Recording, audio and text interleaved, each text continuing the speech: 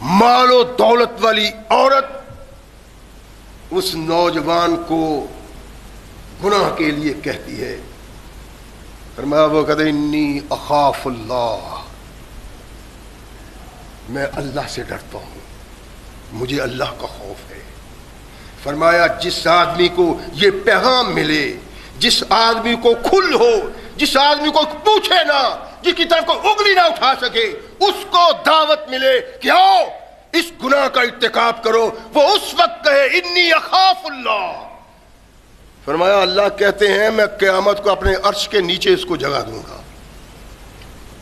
غور فرماتے چلے جائیں، رحمت کائنات محمد رسول اللہ صلی اللہ علیہ وسلم نے کیا کیا ہمیں پیغام دیا ہے، اور کس طرح ہمیں راہ راست پہ رکھنے کے لیے، جنت کا وارث بنانے کے لیے آسانیاں اور نرمیاں پیدا کی۔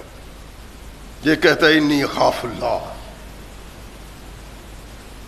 عورت مالدار ہے، عورت خاندان والی ہے، عورت نام والی ہے، عورت حسین و جمیل ہے، تنہائی میں بیٹھ کے اس کو نافت گناہ دیتی ہے، یہ اس وقت کہتا ہے انی اخاف اللہ۔ اللہ فرماتے ہیں ان کے ان الفاظ کو پانی میں دینے والا ہوں، قیامت کو اپنے عرش کے نیچے اس کو جگہ دوں گا۔ وَرَجُلٌ تَصَدَّقَ، ایک آدمی جو صدقہ دیتا ہے، اور کہا اتنا چھپا کے دیتا ہے، اتنا پوشیدہ دیتا ہے، لا تعلم شمالہ ما تنفق یمینہ، اس کے بائیں بازو کو پتہ نہیں چلتا کہ دائیں نے اللہ کی راہ میں کیا دیا ہے۔ فرمایا قیامت کو میں اس کو اپنے عرش کے نیچے جگہ دوں گا۔ میں بھی ایسا ہوں، آپ سب بھی ایسے ہیں، دکھا کے دیتے ہیں، آواز دے کے دیتے ہیں، لوگوں کو متوجہ کر کے دیتے ہیں، اور لاکھ کرو کروڑ دو، اگر اس میں اللہ کی رضا مطلوب نہیں تو اللہ کچھ نہیں سمجھتا اس صدقے کو۔ اور اگر ایک سا کھجورے دو اللہ کی رضا کے لیے، اللہ کہتا ہے میں اپنے عرش کے سائے کے نیچے اس کو جگہ دوں گا۔ فرمایا وَرَجُلٌ فَفَاضَتْ عَيْنَاهُ، وہ آدمی جو تنہا بیٹھا ہوا ہے، اللہ کا ذکر کرتا ہے، ذکر کرتے ہوئے اس کی آنکھوں سے اللہ کے خوف سے قطرے زمین پہ نہیں گرتے کہ اللہ اعلان کرتا ہے میں اپنے عرش کے نیچے تجھے رکھوں گا۔ یہ وہ انسان ہے جن کے متعلق محمد رسول اللہ صلی اللہ علیہ وسلم نے ارشاد فرمایا۔ لیکن میرا موضوع کچھ اور ہے، انہی میں سے وہ انسان جو اللہ کی رضا کے لیے آپس میں محبت کرتے ہیں، رجلان جن کے متعلق نبی رحمت نے ارشاد فرمایا تعاون فی اللہ، اللہ کے لیے محبت کرتے ہیں۔ اللہ نے ارشاد فرمایا میرے محبوب ان کو پیغام دو، دنیا میں تمہاری عزت بنے گی، تمہارا وقار بنے گا، تمہارا خوف دشمن کے دل میں بیٹھ جائے گا، تمہارے خلاف اقدام کرنے سے پہلے 100 بار دشمن سوچے گا۔ اگر تم آپس میں محبت کرنا شروع کر دو، اگر تم آپس میں پیار کرنا شروع کر دو۔ نبی رحمت محمد رسول اللہ صلی اللہ علیہ وسلم تشریف فرمایا ہے، صحابہ کا جمع غفیر ہے، ہمارا معاملہ نہیں ہے مسجدیں مرثیہ خواہ ہے کہ نمازی نہ رہے، یعنی وہ صاحب اوصاف حجازی نہ رہے۔ مسلمان ملک، مسلمان معاشرہ، مسلمان رہنے والے، اور مسجدیں اجڑی ہوئی۔ یہ پتہ ہے ہمارے گھر اجڑ گئے، کھانا نہیں ہے، بھوک ہے، ننگ ہے، پہننا نہیں ہے۔ اللہ کہتے ہیں تم میرے گھر اجاڑتے ہو، میں تمہارا گھر اجاڑ، تم اللہ کے عذاب و عطاب کا شکار ہو، اللہ ناراض ہے تم سے۔ اس ذلت کا سبب یہ ہے، اس نفوشی کا سبب یہ ہے، اس پریشانی کا سبب یہ ہے کہ ہم نے اللہ سے اعراض کیا، پہلو تہی کی محمد رسول اللہ سے، اور نتیجہ یہ نکلا کہ آج ذلت و نکبت ہمارے سر پہ سوار ہے۔ صحابہ بیٹھے ہوئے، اللہ کے نبی ارشاد فرماتے ہیں والذی نفسی بیدہ، نبی اقدس محمد رسول اللہ کو قسم اٹھانے کی ضرورت ہے؟ اللہ کی قسم، اللہ کے نبی قسم کے بغیر بات کرتے ہیں تو مکے کا کافر بھی کہتا ہے محمد سچ کہتے ہیں صلی اللہ علیہ وسلم۔ تو مومن اللہ کے نبی نے قسم اٹھائی والذی نفسی بیدہ، مجھے اس ذات کی قسم جس کے قبضہ اختیار میں میری جان ہے، لا تدخلون الجنہ، تم جنت میں نہیں جا سکتے۔ بدو ملی کے افراد کو کہہ رہے تھے اللہ کے نبی، نارووال کے افراد کو کہہ رہے تھے، نارنگ، لاہور، سیالکوٹ، پنڈی، اسلام آباد، نہیں، کن کو کہہ رہے تھے؟ جنت جن کے لیے بنی ہوئی ہے،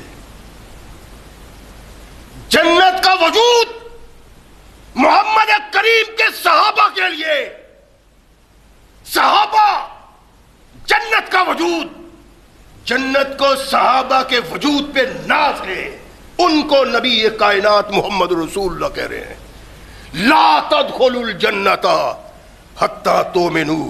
اور سن لو میرے صحابہ، مقصد کیا تھا؟ ہماری پنجابی مثال ہے، کہنا تین تے سمجھانا نون، اور صحابہ تو اس مقام پہ تھے کہ دن رات رب کی رحمت ان پہ نازل ہوتی تھی، وہ مقصود نہیں تھے، مقصود ہم تھے۔ والذی نفسی بیدہ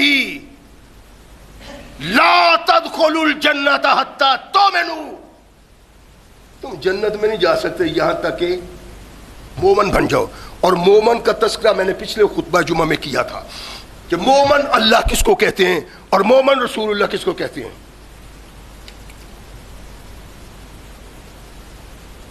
اللہ ارشاد فرماتے ہیں کہ اللہ کی قسم تم مومن نہیں بن سکتے، اور جنت میں داخل تب ہوگے جب مومن بنو گے، وگرنہ تم جنت میں نہیں داخل ہو سکتے۔ پھر اللہ کے نبی نے ارشاد فرمایا کہ لا تؤمنوا، لا تدخلوا الجنت حتی تؤمنوا، جب تک تم مومن نہ بنو جنت میں نہیں داخل ہو سکتے۔ اور فرمایا کہ تم مومن نہیں ہو سکتے حتی تحابوا، یہاں تک کہ ایک دوسرے سے محبت کرو۔ اجڑ گیا گلستان، بے وقار ہوا مسلمان، ذلت اور نکبت کا شکار بنا، کافر اس سے محفوظ ہے، مومن کی عزت و وقار داغدار ہے اس کے ہاتھوں۔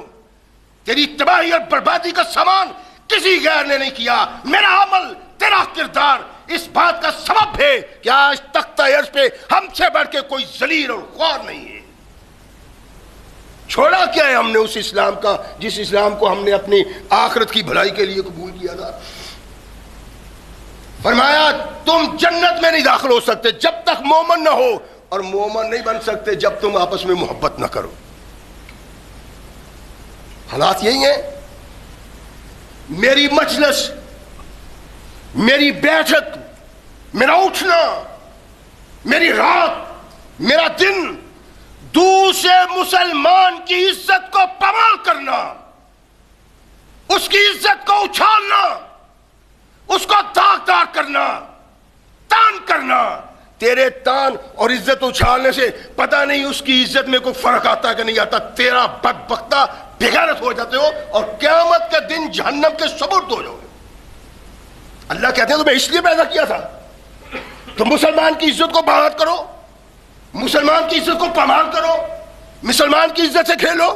محمد رسول اللہ والذین معہ اشداء علی الکفار رحماء بینہم، فرمایا محمد کے ساتھی کی یہ پہچان ہے، وہ کافر کے لیے سخت ہے اور مسلمان کے لیے نرم ہے۔ ہم مسلمان کے لیے سخت ہیں اور کافر کے لیے نرم ہیں۔ اٹھائیں آج اپنے ممالک کی تاریخ، لیل و نہار کوئی سانس اونچا لینے کو تیار نہیں۔ اتنا ظلم جبر ڈھایا جا رہا ہے فلسطین میں، ان کی ماں کی عزتوں کو پامال کیا جاتا ہے، ان کے دودھ پینے والے بچوں کو ذبح کیا جاتا ہے، ان کے بوڑھوں کو ذبح کیا جاتا ہے، کوئی اف تک نہیں کرتا۔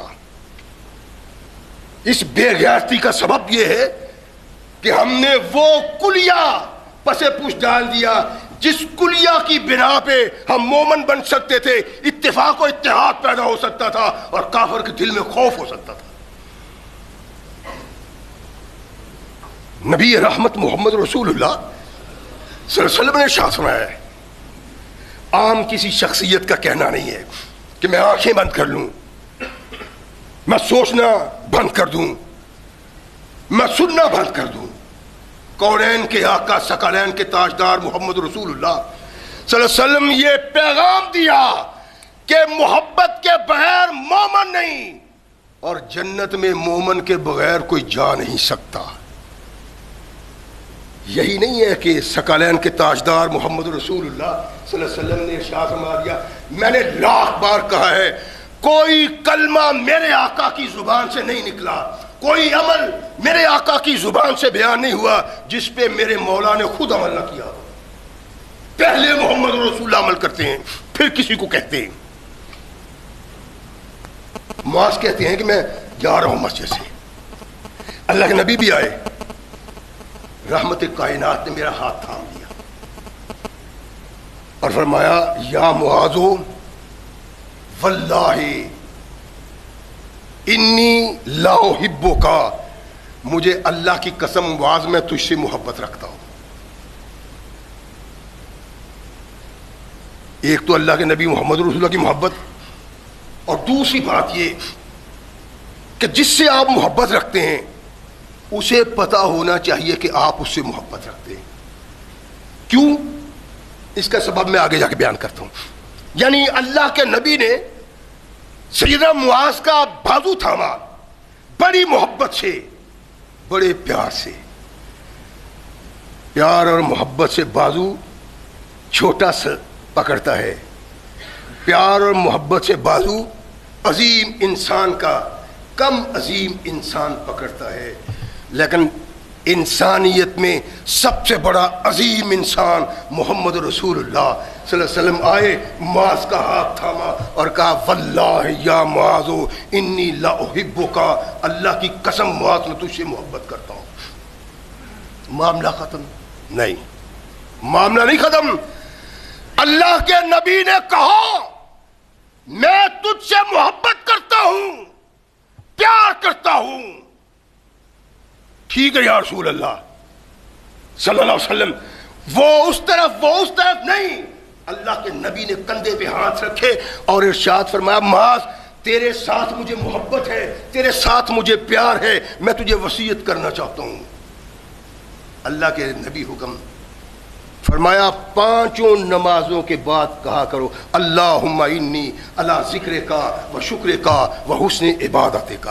جب بھی نماز پڑھو، جب بھی فراغت پاؤ، جب امام سلام کہے بلند آواز سے کہو اللہم انی علی ذکرک و شکرک و حسن عبادت۔ اللہ نماز میں نے ادا کر دی ہے، میری درخواست یہ ہے مجھے طاقت دے میں تیرا ذکر کر سکوں، تیرا شکر کر سکوں، تیری اچھی عبادت کر سکوں۔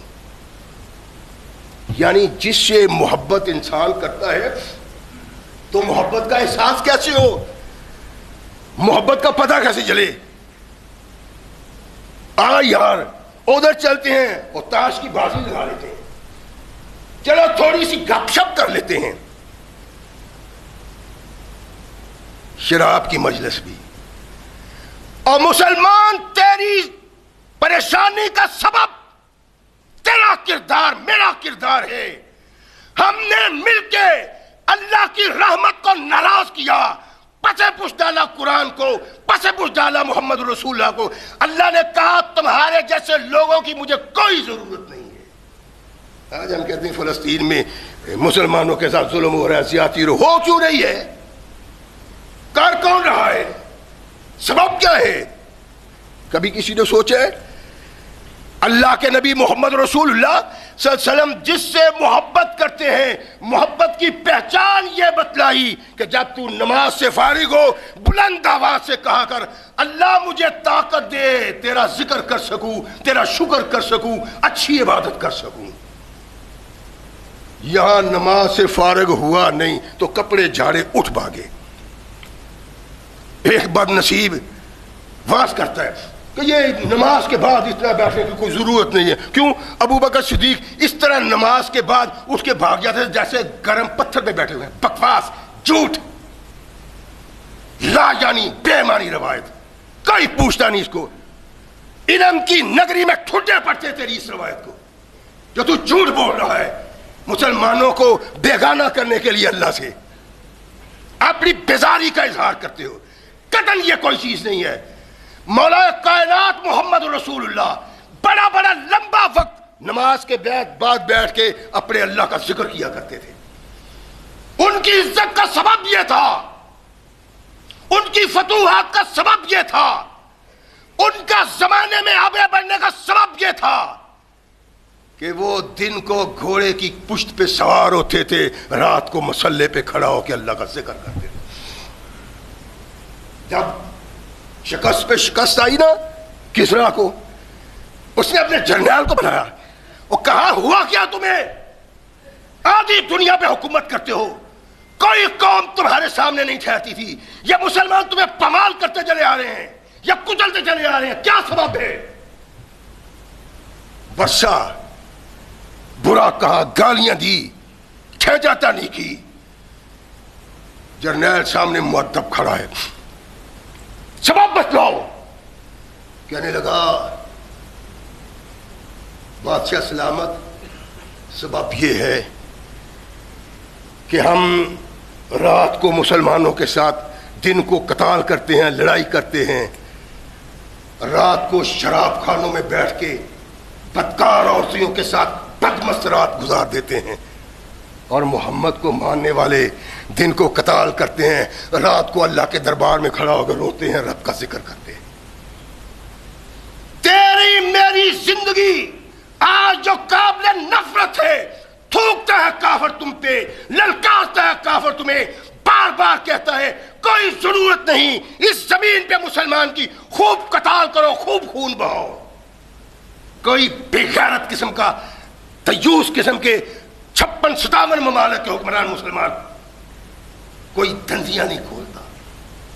اس کا سبب یہ ہے کہ تم رب سے دور ہو گئے، تم محمد الرسول اللہ سے دور ہو گئے۔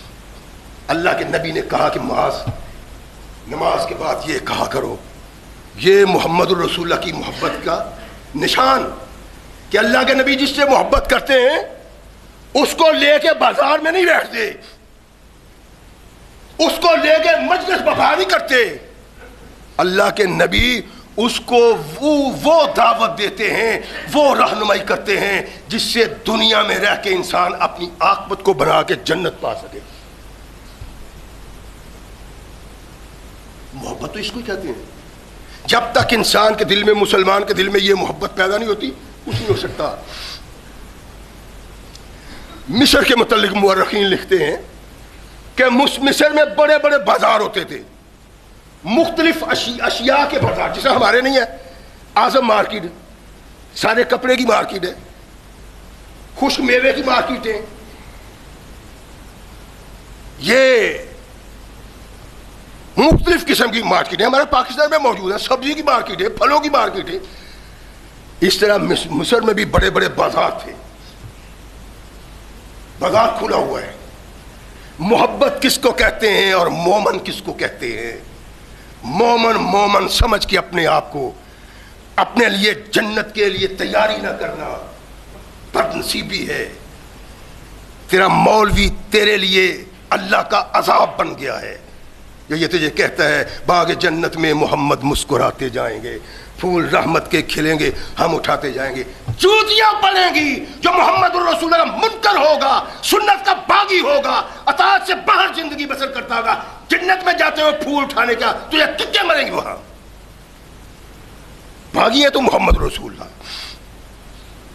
بازار ہے ایک شخص آتا ہے، دکاندار کو سلام کہتا ہے. دکاندار نے سلام کا جواب دیا. فلاں کپڑا ہے. غور سے سننے والی باتیں ہیں، سونے والی نہیں. جاگو.